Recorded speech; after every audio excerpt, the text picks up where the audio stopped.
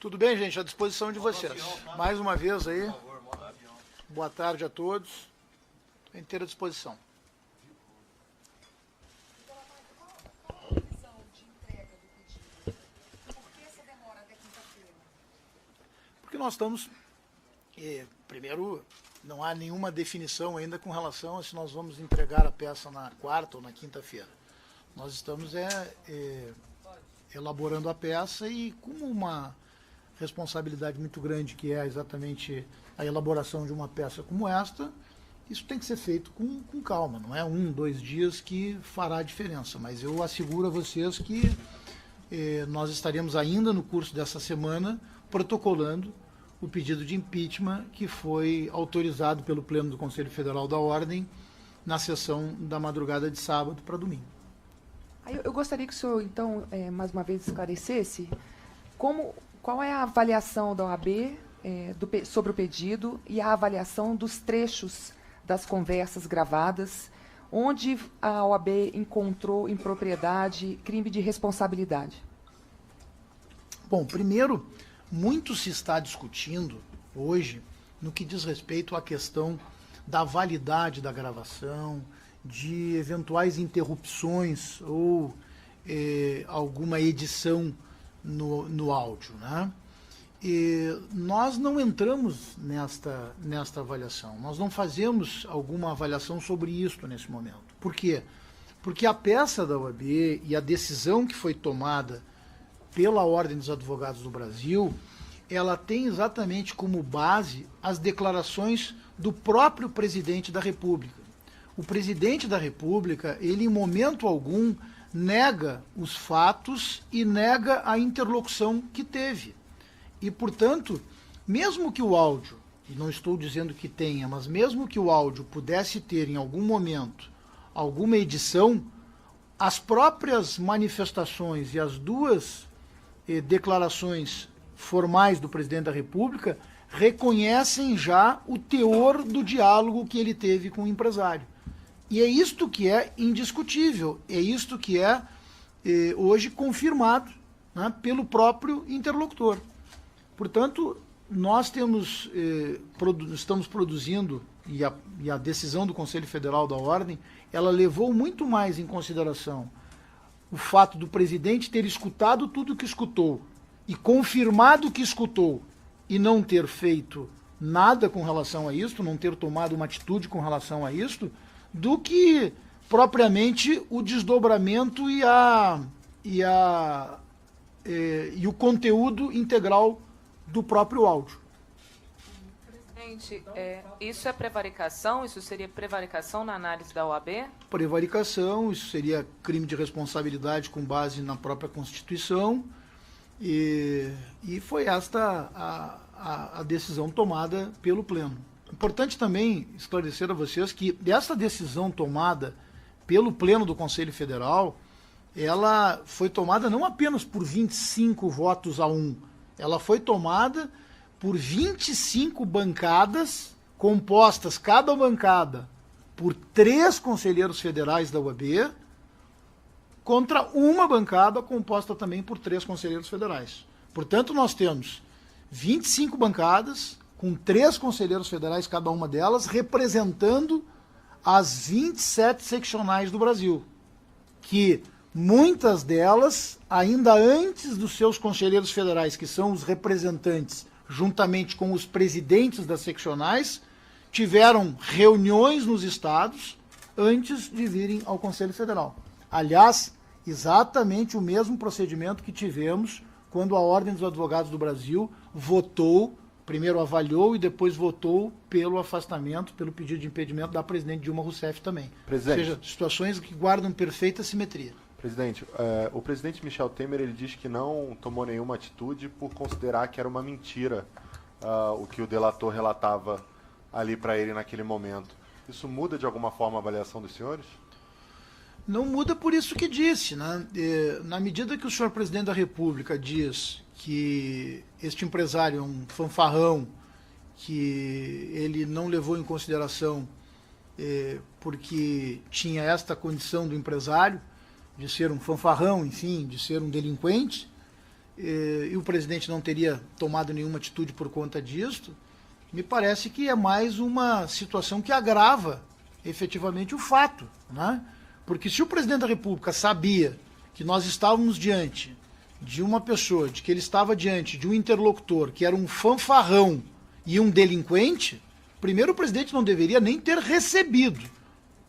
Eu, se sei que alguém é um delinquente, eu não recebo aqui na UAB. Eu não vou receber alguém que sabidamente para mim é um delinquente, um fanfarrão, numa audiência na ordem, quiçá na minha casa, na minha residência, na garagem, no porão, ou seja onde for. O presidente, nesses trechos, nesses dois trechos, qual seria a postura ideal para o presidente? O primeiro trecho, onde o empresário Joesley Batista disse que tinha a favor dele, aqui, ó, que tinha a favor dele juízes e um procurador. O que o presidente deveria ter feito nesse momento? E no outro trecho também, onde o empresário pede que seja possível usar o nome do presidente para exercer uma influência junto ao CAD. Bom, no primeiro, na minha avaliação, o mínimo que o presidente deveria ter feito seria encerrar a conversa e comunicar às autoridades competentes.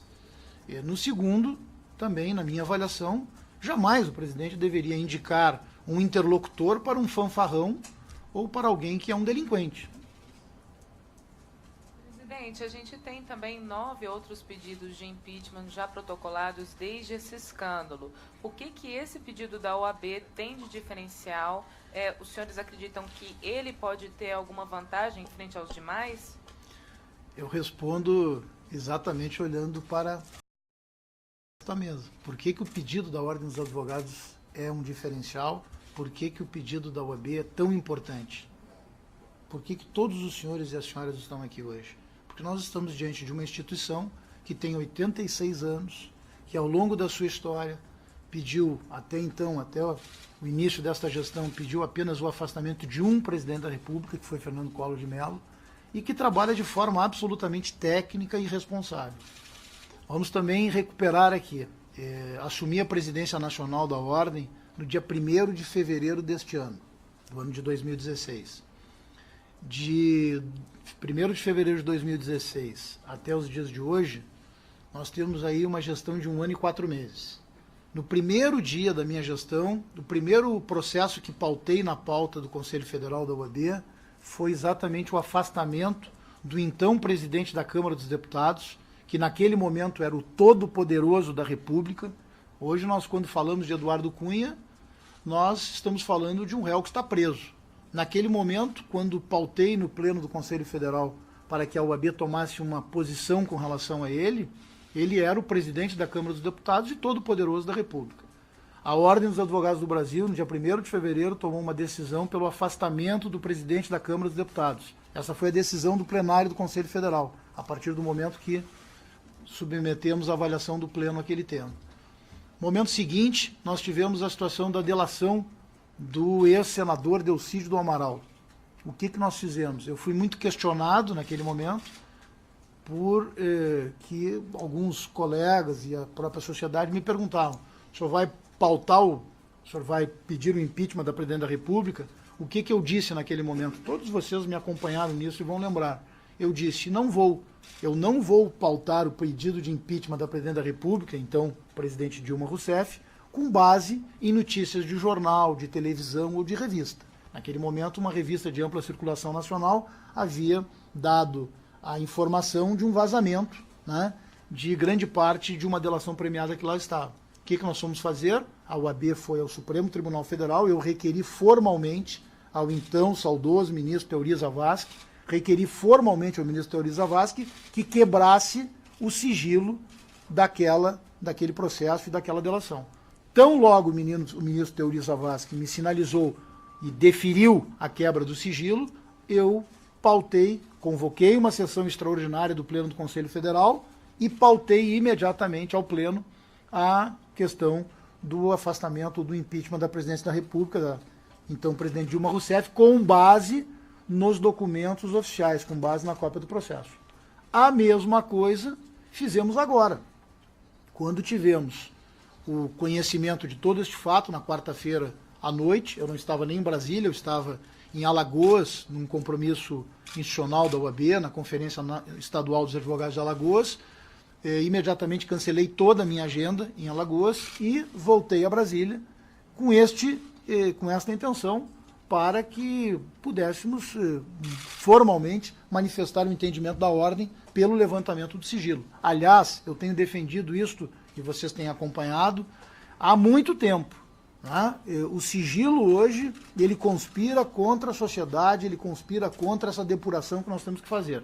O sigilo, ele só se impõe quando ele efetivamente se justifique no sentido de proteção da própria informação, ou, eventualmente, do investigado numa situação específica. Mas a manutenção do sigilo, com vazamentos seletivos ou com vazamentos pontuais, é muito ruim para a democracia.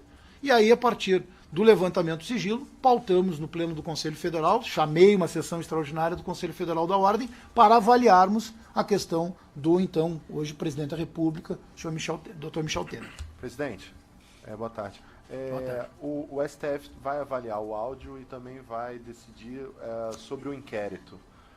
Se porventura esse inquérito tiver alguma decisão contrária no STF, como fica o pedido de impeachment dos senhores? Mais uma vez, né? Quando respondi, acho que a primeira pergunta aqui ou a segunda, eu disse com muita clareza. Para nós, para a OAB, o ponto central não é se o áudio teve ou não teve uma ou outra edição. E eu não estou dizendo com isso que o áudio teve edição, ou que a gravação teve alguma edição. Né? Mas nós não levamos em consideração especificamente o áudio. A ordem tem o áudio dentro do contexto, dentro do conjunto probatório que ali está.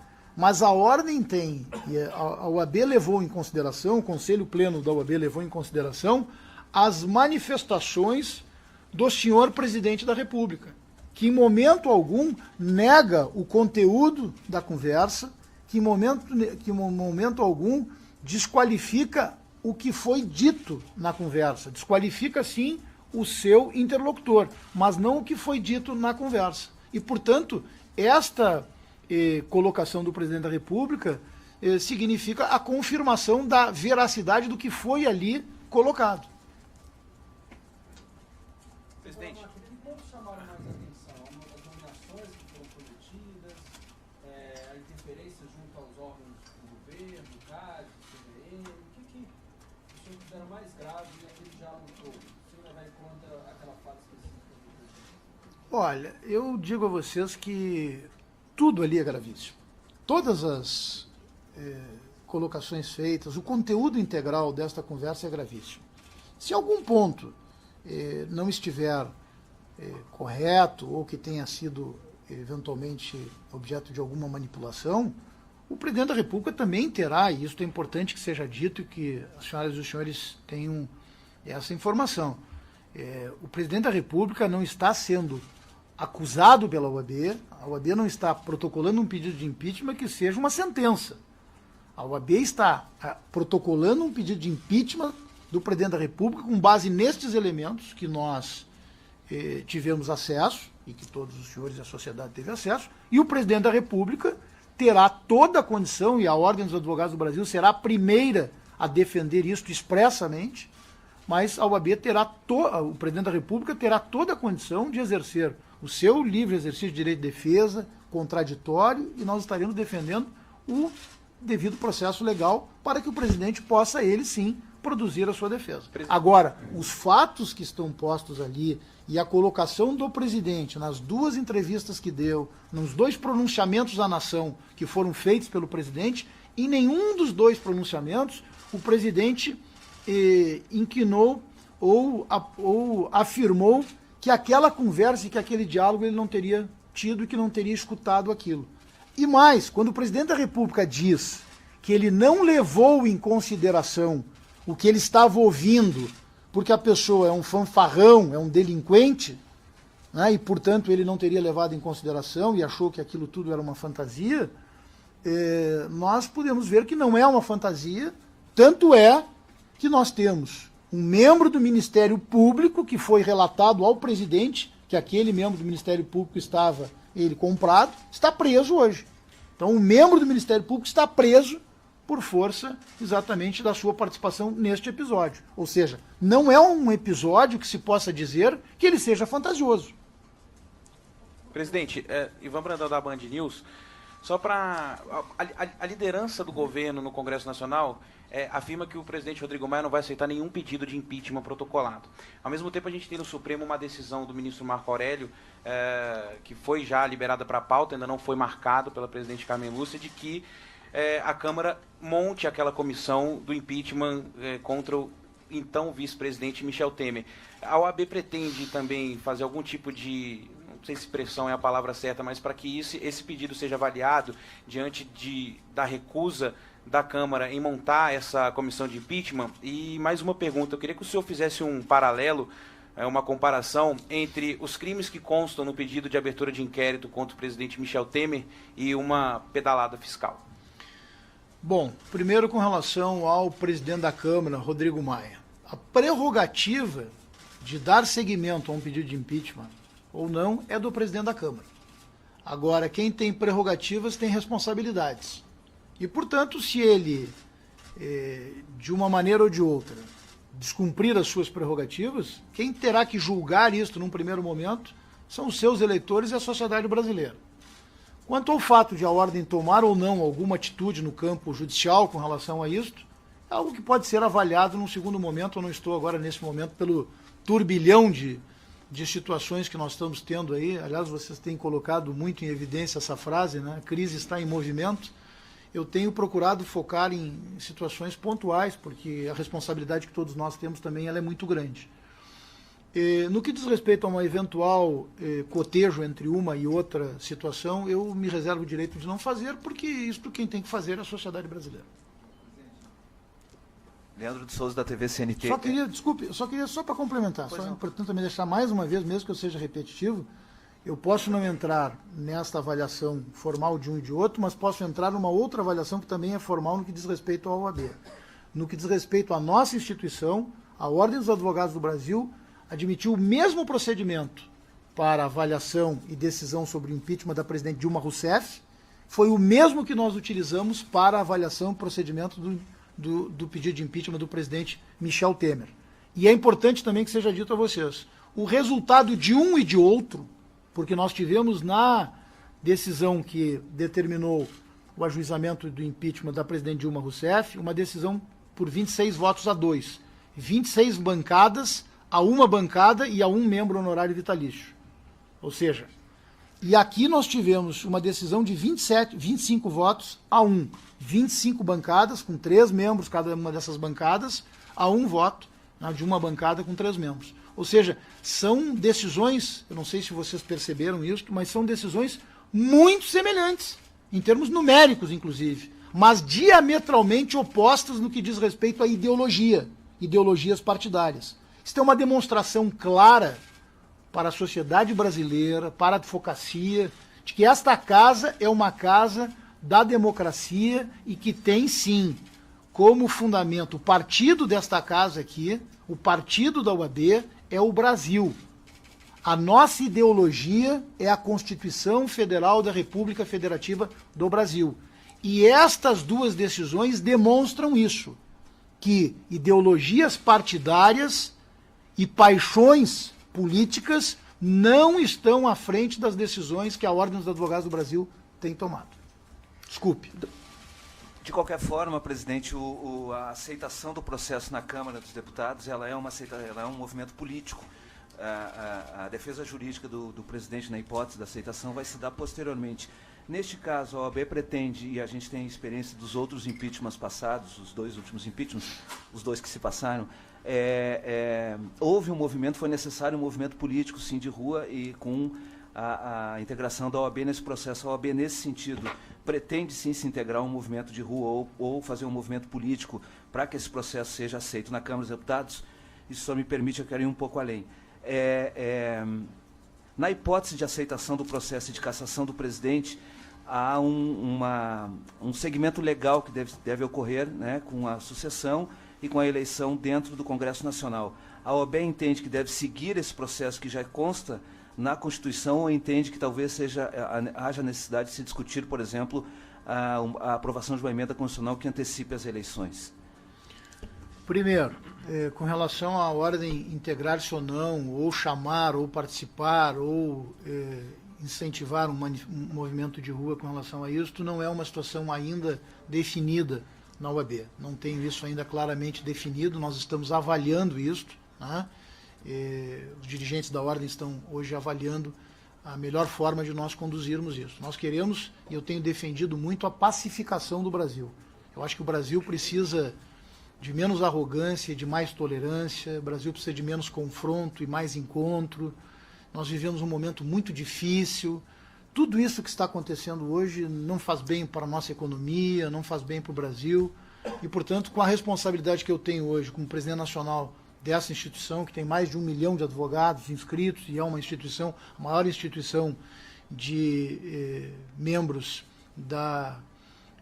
do sistema jurídico, nós temos que manter essa serenidade.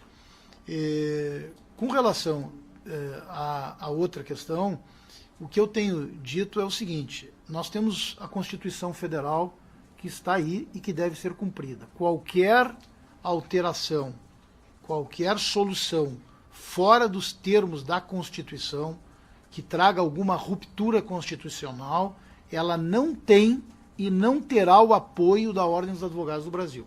Qualquer solução que esteja fora dos termos da Constituição e que traga ruptura constitucional, ela não terá apoio da OAB.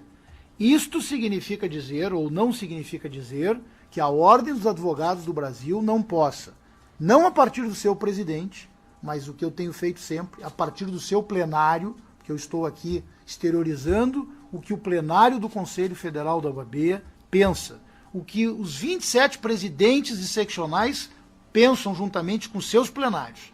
E será sempre assim, ainda nos próximos 2 anos da minha gestão, que eu tenho certeza, quase 2 anos, que eu não terei tranquilidade em momento nenhum, porque nós vemos que hoje o Brasil vive esses problemas todos. Mas durante todo esse período, as manifestações minhas, elas estão guardando exatamente este respeito ao plenário do Conselho Federal. Então não significa dizer que a Ordem dos Advogados do Brasil não possa debater e eventualmente até mesmo apoiar a PEC para as eleições diretas, no caso de vacância do cargo de presidente da República, até 6 meses antes do final do mandato. Desde que isto eu estou dizendo agora, não seja considerado uma ruptura constitucional. Portanto, a Ordem vai também debater isto. Nós não estamos, e esta casa não pode estar fechada a qualquer tipo de debate. Doutor Lamarck, eu queria só insistir um pouco, aqui é Cláudia, sobre esse pedido de impeachment da OAB, ele está baseado em 2 trechos de conversa. O senhor disse que a conversa toda é considerada gravíssima, mas esses 2 trechos que eu citei anteriormente. E aí eu queria saber o seguinte, queria que o senhor comentasse a postura do presidente. Estava recebendo um favor pessoal, ele estava sendo diante de uma confissão de um crime, como é que a OAB vai se posicionar a esse respeito, no documento? Ela já se posicionou, né? Agora é isso que nós agora estamos elaborando a petição inicial, né, que será apresentada, a petição inicial que será apresentada com pedido de impeachment do presidente da República. O fato é, e o que eu tenho dito, este assunto ele não precisa ter uma maior interpretação, né? As 2 manifestações do senhor presidente da República, elas são claras nesse sentido, né? Na medida que o presidente não afirma que o diálogo não existiu e diz que recebeu aquilo porque entendia que o seu interlocutor era um fanfarrão, né, e nós vemos grande parte daquele diálogo comprovado, até mesmo por força da prisão, inclusive, de um membro do Ministério Público, né, isto eu só posso qualificar como gravíssimo. E ainda os demais elementos que nós temos no entorno. Primeiro, a forma com que o presidente o recebeu, né, e eu não estou aqui condenando porque recebeu fora da agenda, né, não estou condenando porque o presidente o recebeu na sua casa, mas a forma, a maneira, o horário, a pessoa, tudo que está acontecendo em torno deste senhor, deste empresário, que aliás é outro tema que nós temos que olhar para ele, né, porque Estes dois empresários, os irmãos Batistas, estão hoje nos Estados Unidos e de lá olham para a sociedade brasileira. O que nós estamos passando para toda a advocacia, para toda a sociedade? O que nós estamos passando? Qual é a mensagem que é passada para a sociedade brasileira numa situação como esta? Se não um verdadeiro escárnio. Onde é que está a punição destes dois empresários? Eles foram punidos ou eles receberam um prêmio? Deixaram esta crise no Brasil, fizeram estas gravações, disseram o que disseram, fizeram tudo o que fizeram ao longo da sua história e foram para os Estados Unidos. E continuam com uma vida invejável. E o povo brasileiro hoje não tem saúde, não tem educação, não tem segurança pública. Vivemos uma crise política, econômica, moral. Nós temos que refletir muito sobre tudo isso, não? Muito. Presidente, uma pergunta. Considerando que um impeachment pode durar muito tempo, a OAB não seria mais fácil até para acabar com a crise, apoiar a cassação no TSE? Isso não seria um caminho mais rápido, aí, já que o objetivo é tirar o Temer? O objetivo não é tirar o Temer, né? O objetivo é fazermos com que a lei seja cumprida. Se o presidente da República, seja ele o presidente Temer, seja ele a presidente Dilma, seja quem for, ele comete um crime, ele tem que responder por este crime. Agora, não compete à ordem julgar, né? Compete à ordem promover o impeachment. O julgamento será feito pelo Congresso Nacional. E não compete à ordem entrar no processo do TSE, porque não compete a ela, também agora, neste momento, interferir lá no TSE. Né? Nós temos que aguardar que haja celeridade, e isso eu também tenho defendido e tenho publicamente me manifestado, aguardar, clamar por celeridade em todo, não só neste processo do presidente da República, em todos os processos que envolvem a Lava Jato, notadamente. Por quê? Porque a sociedade brasileira hoje está ela toda estarrecida com os fatos que nós estamos vendo. Outra pergunta. Eu lembro que no ano passado a OAB apoiou também a cassação do Delcídio e do Cunha, que foram flagrados aí na Lava Jato. A OAB vai fazer o mesmo com a Aécio? Sem dúvida nenhuma. Eu já digo a vocês que acho que o processo no Senado Federal tem que ser instalado imediatamente. Na minha concepção, seria um sinal muito ruim para todos nós e para a sociedade uma eventual retomada do mandato do senador Aécio Neves na sua integralidade. São gravíssimos os fatos que são apontados a ele. As explicações do senador Aécio Neves também não convencem. E acho que até mesmo em nome da instituição Senado Federal, em respeito à instituição Senado Federal, ele deveria ser o primeiro a pedir o seu afastamento. Você defende a cassação? Agora eu defendo o devido processo legal no âmbito do Senado Federal, que ele seja julgado pela Comissão de Ética no Senado Federal. Mas estou dizendo que entendo que ele, senador Aécio Neves, deveria ser o primeiro a pedir o seu afastamento do Senado Federal, produza a sua defesa, trabalhe nesse sentido. Isto, nós vivemos no Estado Democrático de Direito, ninguém pode ser condenado sem uma defesa, sem o devido processo legal, mas os fatos que são imputados ao senador Aécio são gravíssimos.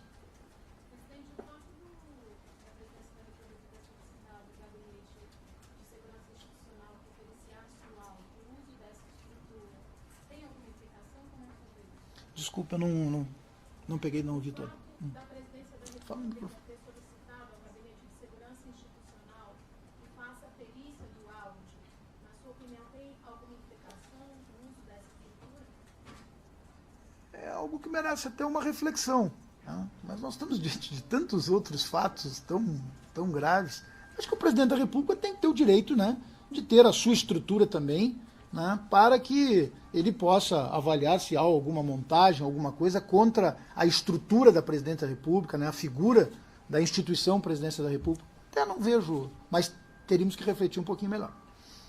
Presidente, queria que o o senhor explicasse um pouco melhor a possibilidade da OAB dar apoio a uma PEC por novas eleições. Como que isso funcionaria? Vocês se reuniriam, o colegiado tiraria uma decisão? Como que funciona isso? No mesmo formato que tudo que nós temos feito, né? E isso é regimental desta casa, isso está regrado, nós temos regras próprias para isso. Eu teria que chamar uma sessão do Conselho Federal da Ordem para que o Conselho Federal da OAB fizesse uma apreciação, né, sobre esta PEC ou sobre diversos outros temas. A pauta é minha, é do presidente da OAB.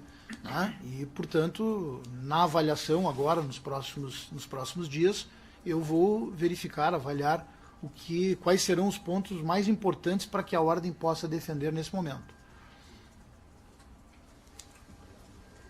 Tá bom, gente?